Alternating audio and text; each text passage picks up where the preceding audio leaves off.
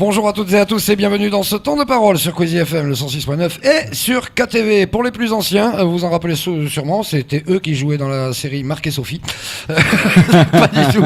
On va parler de l'importance de la formation et notamment des lycées professionnels avec nos deux invités pour le SNETA FO. C'est Christian Lage et Marc Diamala qui sont sur le plateau, Samuel. Oui, Christian et Marc, bonjour. Bonjour.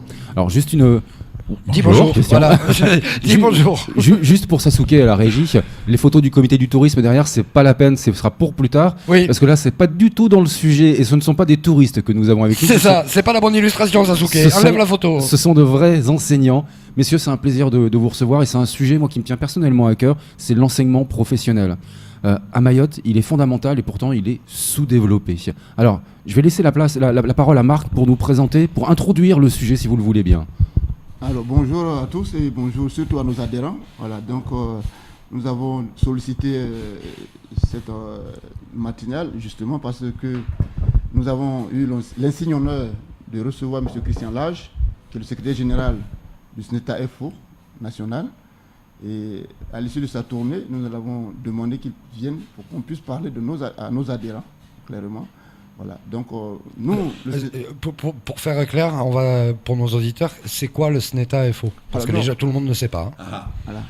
Donc le SNETA FO, c'est le syndicat majoritaire des enseignants de l'enseignement professionnel. Voilà. C'est-à-dire l'enseignement professionnel, pour ceux qui veulent savoir, c'est tous les diplômes professionnels du CAP, Bac Pro, BTS, avec les BEP et même des brevets professionnels. C'est-à-dire que nous sommes directement un syndicat de proximité. Et c'est pour ça que je suis à Mayotte, comme je suis dans les autres académies, dans les autres territoires, pour deux éléments fondamentaux: rencontrer les collègues et les conditions de travail, et surtout essayer de voir quelle est la carte des formations, c'est-à-dire ce que l'on offre aux jeunes. Nous sommes pour la jeunesse. Pour les jeunes, il faut miser sur les jeunes, et donc à partir de là, il faut faire ce qu'on disait autrefois, travailler sur leur émancipation. Oui. Leur émancipation, c'est leur apprendre à apprendre, c'est leur apprendre l'autonomie, et c'est surtout les doter d'une insertion professionnelle qui passe pour nous par la seule valeur qui est reconnue aujourd'hui par les branches professionnelles des entreprises, c'est le diplôme. Moi, j'ai un petit adage personnel qui dit qu'il faut toujours se méfier des personnes qui ne sont jamais sorties de l'école. Et je pense aux enseignants de la filière générale. Dans le professionnel, généralement, les enseignants ont connu leur profession et connaissent le monde du travail. Est-ce que je me trompe ou je ne me trompe pas ? C'est notre réalité, puisque beaucoup d'enseignants de l'enseignement professionnel sont recrutés après qu'ils aient une expérience professionnelle. Vous savez, c'est un peu l'adage que vous évoquiez, on parle le mieux de ce qu'on ne connaît pas. Exactement. Donc à partir de là, si on connaît l'entreprise, on est capable d'en parler, et surtout à partir du moment où nos formations ont besoin du partenariat des entreprises. Sur la logique du bac pro, par exemple, en 3 ans, nos élèves vont 22 semaines en formation en entreprise. Donc, il y a une nécessité de partenariat pour que ce parcours puisse être effectif. Il faut que les jeunes soient préparés à l'entrée dans l'entreprise. L'école est là pour leur donner la formation et l'entreprise, l'insertion et l'adaptation au poste de travail.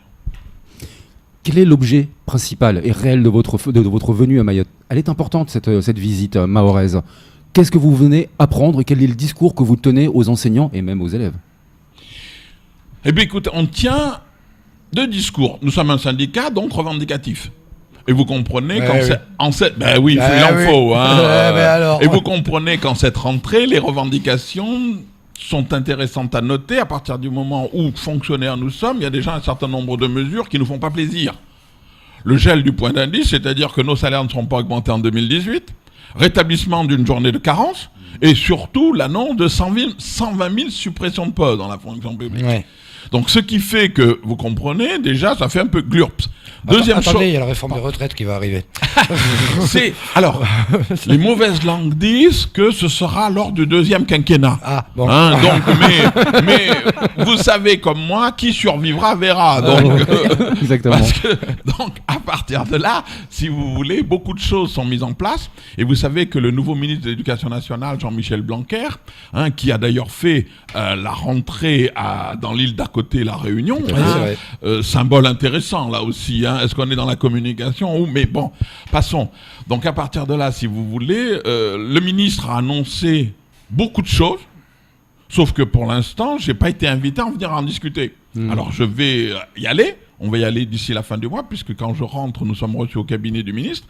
Donc ce qui fait que, si vous voulez, moi j'aime bien le temps de la parole, mais nous, on est des enseignants de l'enseignement professionnel très pragmatiques. C'est-à-dire que moi, je vois les choses. Donc à partir de là, ce qu'on dit aux enseignants, c'est première chose, bien entendu, puisque nous sommes là pour la défense de nos droits, nos statuts, mais aussi sur les conditions de travail. Si on n'est pas bien, on ne travaille pas bien. Ça, c'est clair. Donc ça veut dire, à partir de là, qu'aujourd'hui, vous le savez, les jeunes ont besoin, ils sont exigeants. Ils ont besoin de nous. Donc pour s'en occuper, pour être là, pour les accompagner, il faut qu'on soit véritablement dans une situation apte à les accompagner. Et donc ça veut dire qu'à partir de là, vous savez que c'est un métier très exigeant. Et si on veut monter des projets, si on veut être avec les jeunes, il n'y a pas de jeune qui ne peut pas apprendre. Excusez-moi, donc ça veut dire que notre boulot, c'est d'essayer de donner véritablement une chance à tous les jeunes pour faire ce que nous appelons de nos voeux un parcours qui puisse partir, quitte à partir le plus bas possible, mais qui puisse sortir avec le plus haut niveau de qualification. On a quand même eu, depuis la fin de la Seconde Guerre mondiale, c'est très français, on nous bourre le mou avec l'enseignement général. Fallait à tout prix passer le bac, aller à la fac pour devenir chômeur, à l'inverse de nos voisins européens. La filière pro a toujours été le parent pauvre. Il y a une inversion de la tendance depuis quelques années. Oui. À partir de là, si vous voulez, cette inversion, elle est claire. Nous, ce que nous voulons, c'est qu'on lutte contre les stéréotypes. Ouais. C'est-à-dire expliquer que faire une formation professionnelle en lycée professionnel, c'est pas dévalorisant. Au contraire, aujourd'hui, vous le savez bien, puisque vous parliez du baccalauréat, 50% des bacs, c'est des bacs généraux. C'est ça. 29%, c'est le bac professionnel. Donc ça veut dire que le bac professionnel, maintenant, a dépassé le bac technologique. Ouais. Pourquoi ? Parce que, si vous voulez, il y a véritablement un ancrage avec le réel. En lycée professionnel, nous avons une pédagogie complètement différente. C'est la pédagogie qu'on appelle inductive, c'est-à-dire on travaille avec les jeunes, et c'est à partir de ce que savent les jeunes que nous construisons la règle. Ouais. C'est-à-dire qu'il y a véritablement, moi ce que je dis toujours, les jeunes doivent être acteurs de leur parcours et pas spectateurs. Et vous savez bien que beaucoup de jeunes arrivent après le collège, où ils ont été un petit peu assommés, où ils ont eu du mal à suivre, où effectivement, le rythme des études. Nous, en lycée professionnel, il faut qu'on ait une première démission. La première démission qui va vous faire sourire, c'est réconcilier les jeunes avec eux-mêmes. Ouais. En leur montrant qu'effectivement, ils ont des potentialités, ils peuvent faire des choses. Et ces choses-là, écoutez, ils réussissent merveilleusement. L'année dernière, si vous voulez, le bac professionnel, 76% de recul. Donc montre que, si vous voulez, c'est une logique. Et aujourd'hui, on a ancré cette volonté avec une volonté d'élévation de la qualification, avec un débouché vers le BTS. Ouais. Très clairement, moi je vais prendre mon cas personnel. J'avais un copain qui, désolé, en quatrième, on avait un copain, Pascal, qui lui se sentait pas du tout au collège. Il était parti dans la filière professionnelle faire un BEP tourneur, fraiseur, chaudronnier à l'époque. Il gagne 10 fois ce que je gagne par mois. Il a réussi sa vie, il est chef d'entreprise, c'est un mec en or génial et il s'éclate dans la vie, quoi. Il est bien plus heureux qu'un cadre supérieur. Et ça, faut le faire comprendre aussi aux gamins.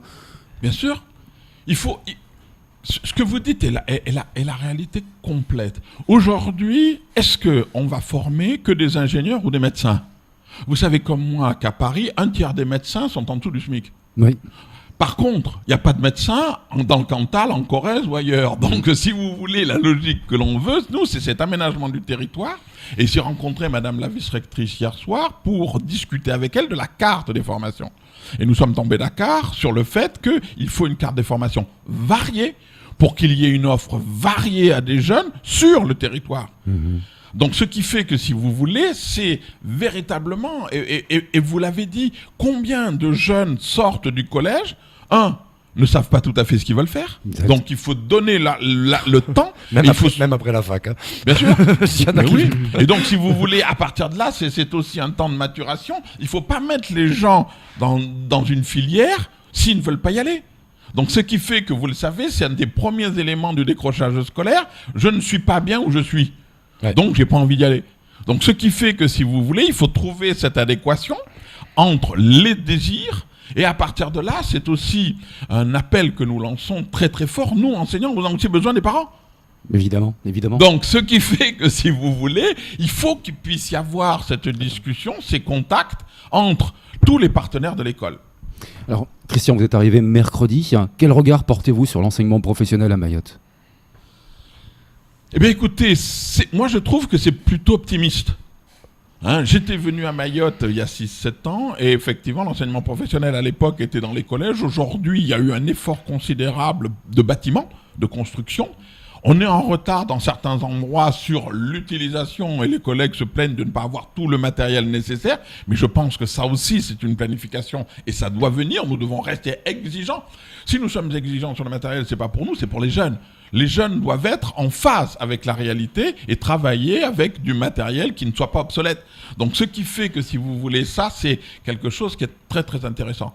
Deuxièmement, vous avez vu que se mettent en place les parcours que j'appelle, moi, le CAP, BTS, et donc à partir de là, ce qui fait que si vous voulez, il n'y a pas, contrairement à certains endroits en métropole, de manque de place d'enseignement professionnel. C'est-à-dire qu'il n'y a pas de jeunes qui sont restés sur le carreau à la rentrée. Je peux vous citer des académies. Toulouse, il y avait 1000 jeunes qui n'avaient pas de place. Et c'est en métropole, et c'est une des régions les plus riches de France. Ben, faut qu'ils viennent. Ce qui fait que... Faut qu'ils viennent. Bien sûr. Allez, les Toulousains, hop, venez à Mayotte. Il faut profiter d'une des richesses considérables de Mayotte, c'est la jeunesse. Ouais. Là, ça sera la dernière question. Elle est pour vous, Marc. Justement, avoir le support du national, c'est toujours important pour notre 101e département. On a une jeunesse qui fait la moitié de la population de l'île. Vous attendez quoi de la visite de votre collègue ? Moi, en tant que, pour les enseignants et pour les gamins. En fait, la visite de Christian là s'inscrit dans une démarche de construction parce que nous avons eu quelques soucis en interne. Voilà, donc aujourd'hui, par exemple, nous organisons le CSA pour élire le bureau académique du SNETA FO Mayotte. Voilà.